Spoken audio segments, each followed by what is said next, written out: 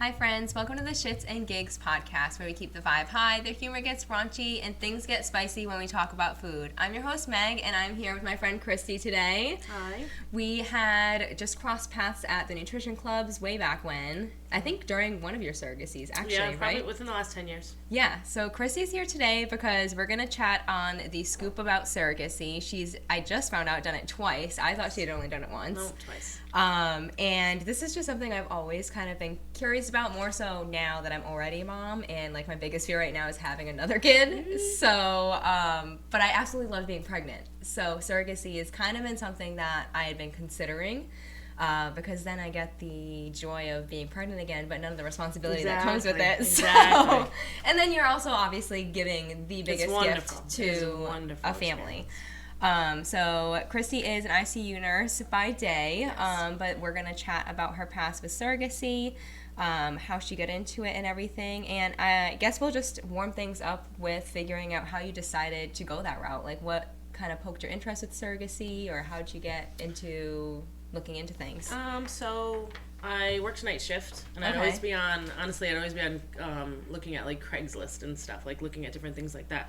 Okay. And I saw some advertisements for egg donation, which I had never thought about anything like that. Yeah. And I didn't really want to go the egg donation route, but I thought it was interesting, and I just started talking about it with coworkers, and someone brought up something about surrogacy. Yeah. And I was like, oh, I had a great pregnancy. At that point, my son was, I think, 9. Yeah. And I was looking more into it, and then the more I talked about it, word kind of got around, and one of my coworkers had been struggling with getting pregnant, and she texted me one day. She had been struggling for years, and she texted me and said, I heard a crazy rumor that you were interested in being a surrogate, and she's like, would you do it for me? And I said, yes, and it was great, and we were so happy and excited. I met her family, and then right in the beginning of the process, she got pregnant. No way. Yeah, it was crazy. My gosh. It's like one of those things where you hear that people get pregnant after they adopt. Yeah, well, that's actually what happened with Josh and his family. His parents were struggling to have a baby, and they adopted Jeremy, and I'm pretty sure, like, while they were in the adoption process, she ended up getting pregnant. Yeah. They kept them both, but... yeah. It's crazy because when she found out, she had been doing mud runs and doing, like, crazy stuff, whereas probably for the 8 years prior, she was... walking on eggshells, trying to get pregnant, trying to be careful, and then she just kind of let go and was grateful and that we were going to do this, and then she found out she was pregnant, and now she has 3 kids. Wow, that's awesome. I know, it was crazy. So I contacted the agency, told them what had happened, and they set me up with a personality profile match thing, and then they matched me up with a couple from actually from Tel Aviv. That's where they're from. Wow, that's so cool. Yeah. And so you basically just opted to stay in the system at that point, and then you got connected to this new family. And so Tel Aviv, where is that again? It's in Israel. Wow.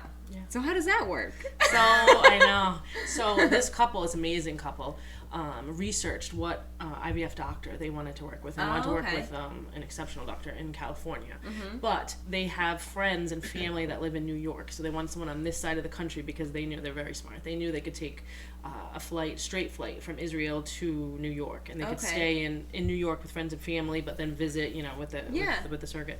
So they picked someone on the side of the country. They wanted someone that was married. They wanted someone that didn't smoke. There's all these characteristics. Yeah. And then I kind of fit the bill. We met, and we got along, and it was great. It was a great match. Yeah. So I traveled to California for the IVF, and they met me there. Okay. And then they would fly here for doctor's appointments. Wow. So you did the IVF in California, and then all of the other ones were like over here? Right, through Women and Infants. And, wow. That is so But they crazy. wanted to work with that specific doctor. Yeah. So, they wanted someone on this side of the country for when they would come for visits. They could stay with family. That is so cool. Yeah. Wow. And so how often did they visit during the pregnancy and stuff? In the beginning, so we would talk through FaceTime and stuff a lot. They didn't come for the first couple of... they came for the gender. Oh, that's fun. Yeah. And then I think they probably came a few times in between, but they came 10 weeks early before the due date and wanted to stay just in case I went early. Yeah. So they came early for that. That's awesome. Yeah. And what was your take on like the IVF process? It was a lot. It was a lot emotionally. It does a lot for your body. I only had to do, thankfully, the first time it took the first cycle. Yeah. And the second time it was the the second cycle. We had to go through 2 cycles. But, I mean, my friend, she had gone through it it was years. Oh, my gosh. It's so much. Well, and now, did you have to do, I just had a friend that had IVF done, the needles in your stomach and everything? Yep, the needles in the stomach. And then, so that was the first one. And then the second one, which was 7 years ago, it was around the time that they were changing the price of the EpiPen. Okay. I don't know if you remember. Yeah. And they had changed the price of the IVF. So we decided to go with a different formula, I guess you could say. Yeah. And it didn't work. And I don't know if that was the reason why or what, but we kind of tried, and we're like, no, let's just go back to the old route. And so we went through one cycle that didn't take, and then the second cycle took. So it was really only like 2 months. But, right. Yeah. Interesting. Huh. Yeah. It's so crazy to think about, just like the whole process of it all. It's a lot. And then, so... and I had to go, and like, so I went for an initial visit with this doctor, and they have to like test your uterus, so they pretty much blow it up with blow it up with water and make sure that you could hold like a pregnancy, a potential twin pregnancy. Yeah, I don't know if that's something like that. And then so they have to make sure they can hold it, because this couple is investing, well, everything for that. So so I had to go for that appointment, then I come back, and once that one is okay, then come home, do all the meds, and go for ultrasounds and make sure that everything is in its place, and then make the appointment to go back to California for the in vitro. In vitro. Wow, that's wild. And and like, I think like the timing too of like all of the needles and stuff like is very like specific with like your cycle and stuff. Yes. So I'm assuming as part of being like a surrogate, what are like are there any medical conditions or circumstances where you're an automatic no for a surrogacy that you know of? Well, I know that this specific couple and the agency itself preferred someone that had already had a baby and went through it, so they wouldn't want a first-time mom experiencing this for the first time. Okay. And I think they didn't want like chronic illness, and they didn't want, this specific couple didn't want a smoker. Yeah. And they didn't want stuff like that. We also did a whole personality match. Myself and my husband had to go through the personality match. Yes. Just to make sure we'd be okay with it and everything. And we both. I guess it's an important factor. Because the one like thing that Josh is like on the fence about it, and he's not sure. He's more concerned about me getting attached to the baby, which I think we had like a brief conversation about that. We can dive into emotions next, but I think making sure like that spouse is on the same page is kind of a huge factor. It is, because if you're gonna do this, you don't want it to tear apart your family that you already have. Right. Yeah. Yeah, it's a lot. And then of course, I do blood work, but my spouse does blood work too, because we're, in contact with each other the whole time we're living in this house, and you know what I mean. So so we have to do the whole thing. Yeah. And how is your husband with navigating that, or he was fine with it. No, he was fine with it. Yeah. Good. And this couple was heavily involved. They became very quickly part of our family. Oh, that's awesome. So it's like we were glad to do it for them. Yeah. I think it would have been different if I had no contact and they showed up the day of birth. Right. But we were so close with this couple that it was like I was happy to do it. That's awesome. Yeah. And I feel like that would kind of also set a really strong foundation for you feeling like supported as a surrogate, and not just like feeling like a vessel in a way. Yep. So that's amazing. I definitely feel like I would have to have like a good connection with the family in order to keep like my mind straight on like my purpose and everything. It is. And when you, or at least the company that I went through, they were wonderful, but they think of every detail. Do you want contact throughout? Do you want contact after? Do you want them to come to appointments? Like they make sure that they match you right up with someone that you will get along with. Yeah. Any like cons to surrogacy that you experienced? No cons. I was a little bit older, and I developed gestational diabetes. Okay. Which puts you at risk at becoming diabetic later on in life. Gotcha. But I wouldn't not have done it for that. Yeah. I know, because that's already kind of like a semi-common circumstance, I guess you could say. Yeah. Exactly. Nice. And how did you feel like your emotions were throughout your surrogacy versus your own pregnancy? Well, with my own pregnancy, the difference is there was nothing. I mean, my son was 9, so there's no more baby stuff in the house. True, yeah. There's no baby room that's developing. I'm not shopping. I'm not, you know what I mean? Yeah. And I'm constantly again talking to this family, so I was happy to do it for them. It didn't feel like there was going to be a baby in the house, and I think that helped with it. Yeah, and, for sure. We were celebrating them. We had a little baby shower for them. We were talking to them, so I think my emotions were just happy. And, awesome. I was glad to do it. And let me see. before I go into that, you did say like you had one of your surrogacies was twins. Yes. So how was that experience? So, I know. So the couple wanted twins the first time. Okay. So we placed 2 embryos in, and only one took. Okay. Which ended up being a boy. Gotcha. So it was wonderful, but only one took. Yeah. So the second time around, we thought, let's just put in 2 in case the same thing happens. They weren't intending on twins the second time. And as a matter of fact, I mean, this was 7 years ago, so I was 38, and my own mother was saying to me, you better not do twins, you know, because, my own mother's thinking about my body and everything and stuff, so I actually didn't tell her. Oh my gosh. And we did twins because I just thought, and then both of them ended up taking, and my mother went with me to the appointment. They weren't here for the first appointment, the heartbeat appointment. It was at Women and Infants, and my mother went with me, and I hadn't told her. Oh my gosh. And we were there, and there was like, there's one, and then there's the other. Oh my gosh. So, but at that point, we're all happy and excited. Yeah. Oh, so was this the same family both times? Yes. Oh, that's so special. So we were doing like a sibling journey, they call it. Yeah. So, after I had the first one, they were here for about 2 months after because they wanted to find their own way. They didn't want to travel back all the way with a newborn baby. Yeah. So they stayed here for like 2 months, which was wonderful because we got to see the baby and stuff. They stayed in New York. And right before they left, the last lunch that we were having, they said, will you do it again? And oh, really? so we needed to, I got clearance from my doctor, and we waited, a little while so they could get used to the new baby. Yeah. And that is so nice. Yeah, so it was about like at delivery, it was about 2 years. Wow. Yeah. That is so cool. I love that. And as far as postpartum goes, like, were you like breastfeeding, or how does that work with like the postpartum transition to like the new family? So I didn't breastfeed. Okay. I had the baby. They were in the delivery room. I ended up having C-sections. Okay. But I had the baby. They did the skin to skin, passed the baby right off to them. Yeah. And then I tried, even with my own son Alex. Yeah.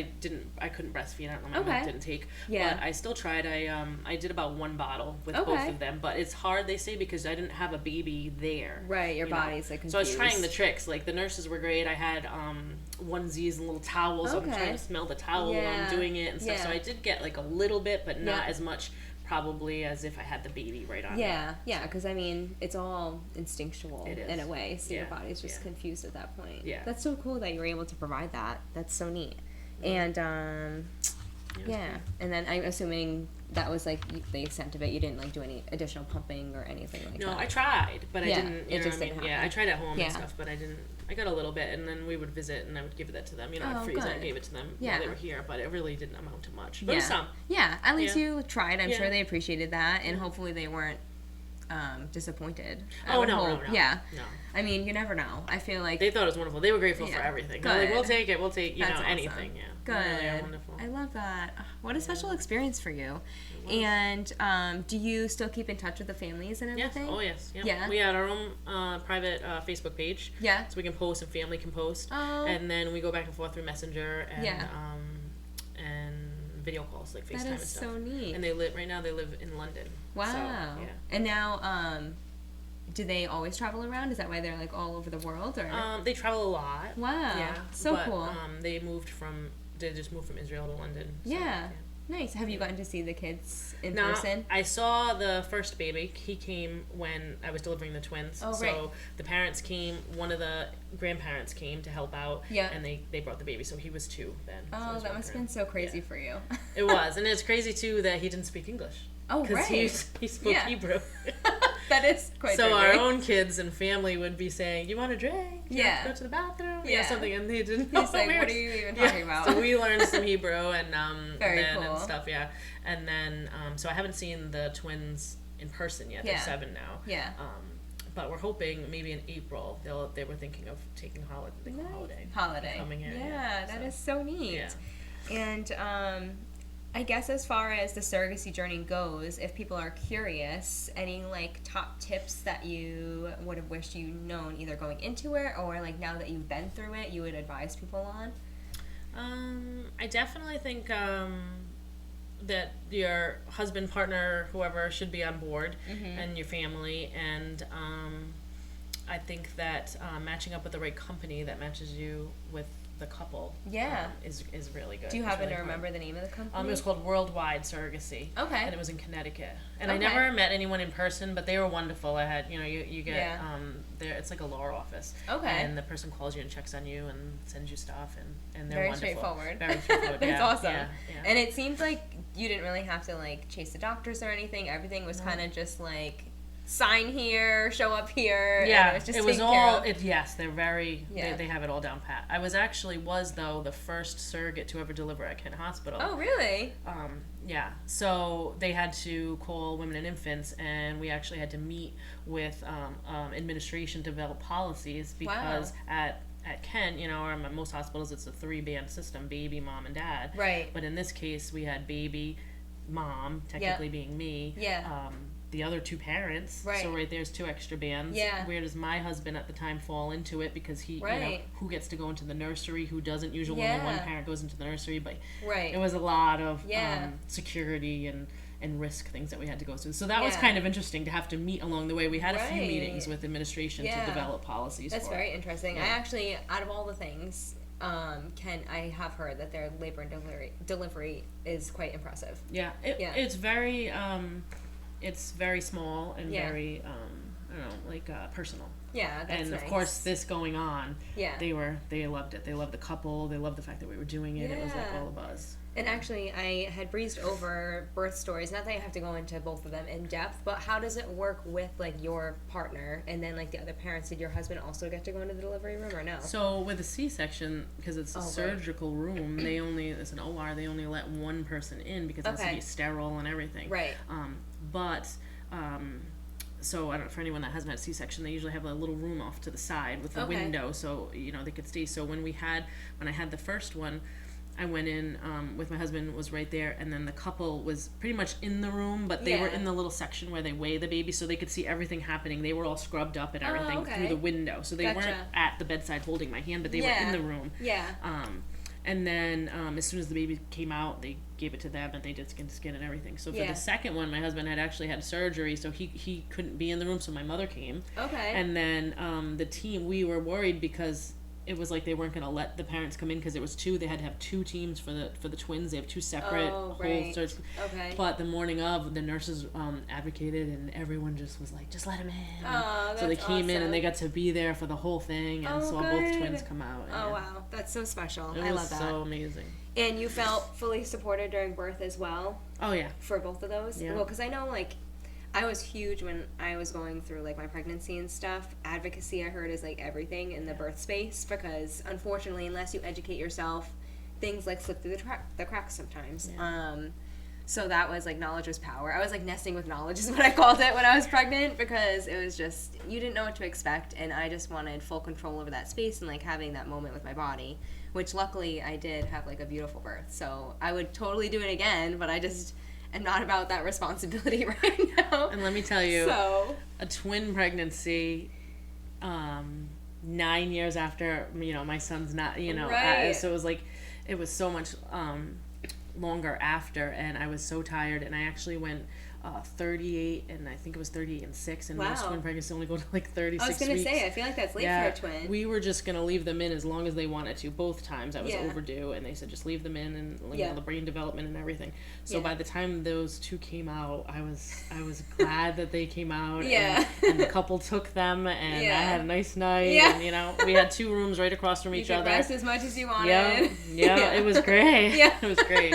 In the middle of the night, I did get up because one of the parents had went and stayed at the hotel, and the other one stayed there for the night, and in the middle of the night I got up and helped with the baby because it was I could hear the babies crying. I'm like, they're trying to manage too, and, but the staff was great. The staff was excited, awesome. Wanted to show them stuff, and this is how you do this is how you use a car seat, because you don't know how to do any of that stuff. No, it's all new, and it's crazy, and luckily the hospitals are typically very supportive because even for I don't know if I got to talk to you yet, but Cammy's like a little delayed with his speech.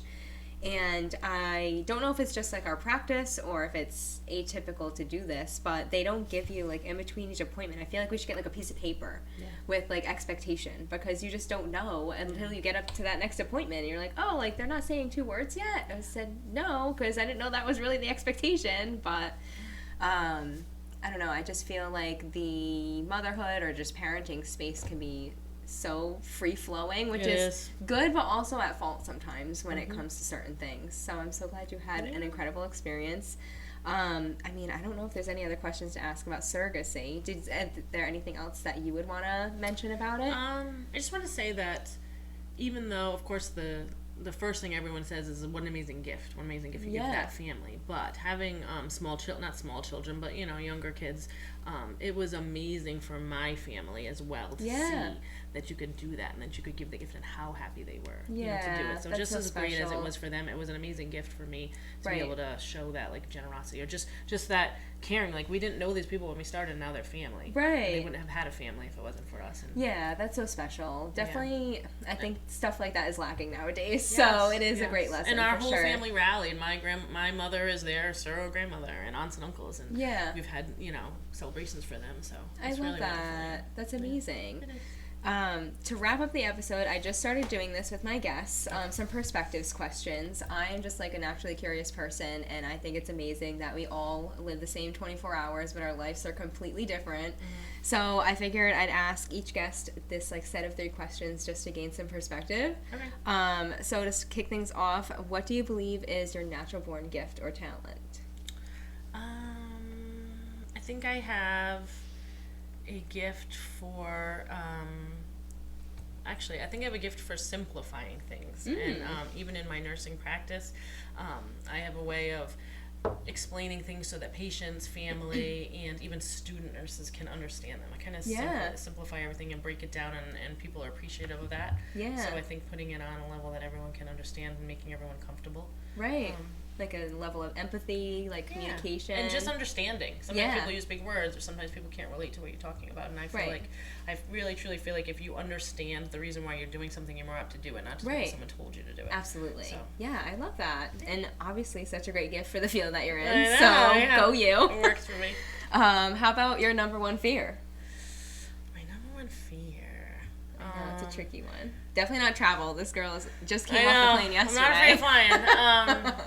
My number one fear, I think, well, I don't know if it's a fear, or I do mention it a lot. I think working in the ICU, unfortunately I see a lot of people passing alone at the bedside, and I don't want that to be me. A lot of times I feel bad for patients if they don't have family there, for whatever circumstances. Maybe they have none, maybe they couldn't get there.